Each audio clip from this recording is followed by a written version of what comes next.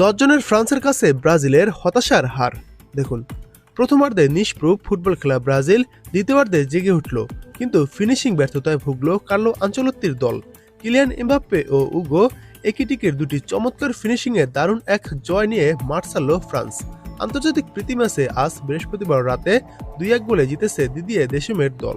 প্রথমার্ধে এমবাপ্পে দলকে এগিয়ে নেওয়ার পর দ্বিতীয়ার্ধে ব্যবধান বাড়ান একিটিকি।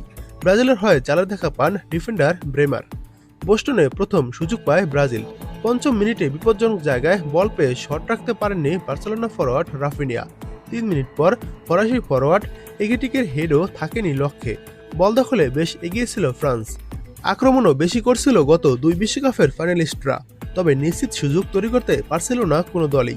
27তম মিনিটে অনেকটা খেলার ধারার বিপরীতে সুযোগ পান গ্যাব্রিয়েল মার্টিনেল্লি। ডিবক্সের বাইরে থেকে তরুণ আর্সেনাল ফরোয়ার্ডের বাঁকানো শট দূরের পোস্ট ঘেঁষে বাইরে চলে যায়। 32তম মিনিটে এগিয়ে যায় ফ্রান্স। মাঝমাঠ থেকে ওহেলিয়া চুয়ামেনি বল কেড়ে নিলে বল পান ওসমান দেম্বেলে।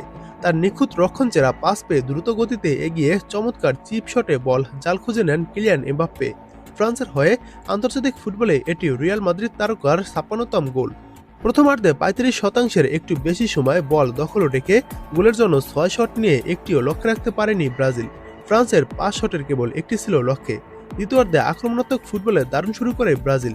প্রথম 5 মিনিটে বেশ কয়েকটি সুযোগ তৈরি করে ব্রাজিল, কিন্তু একটিও কাজে লাগাতে পারেনি 5 বারের বিশ্ব চ্যাম্পিয়নরা। ব্রাজিলের প্রবল আক্রমণের মধ্যেই 55তম মিনিটে 10 জনের দলে পরিণত হয় ফ্রান্স। ডিফেন্ডার ওয়েসলিকে বাজেভাবে ফাউল করেন দায়েত উপমেকানো। শুরুতে 52 মিনিট ডিফেন্ডারকে হলুদ কার্ড দেখান রেফারি। পরে VAR মনিটরে ফাউলের রিপ্লে দেখে সিদ্ধান্ত পাল্টে সরাসরি লাল কার্ড দেখান তিনি। প্রতিপক্ষের একজন কম থাকার সুবিধা নিতে পারেনি ব্রাজিল। একিটিকে নৈপুণ্যে 65তম মিনিটে স্কোর লাইন 2-0 করে ফেলে ফ্রান্স। মাইকেল ওলিসের চমৎকার থ্রোবল ধরে দারুণ ফিনিশিংয়ে বল জাল খুঁজে নেন একিটিকে। জাতীয় দলের হয়ে এটি লিভারপুল ফরওয়ার্ডের দ্বিতীয় গোল। 78তম মিনিটে ব্যবধান কমান ব্রেমার। সতীর্থের ফ্রি কিক বাইলেন থেকে কাটব্যাক করেন ক্যাসিমিরো। বল পেয়ে গোলের জন্য শট নেন লুইস হেনরিক।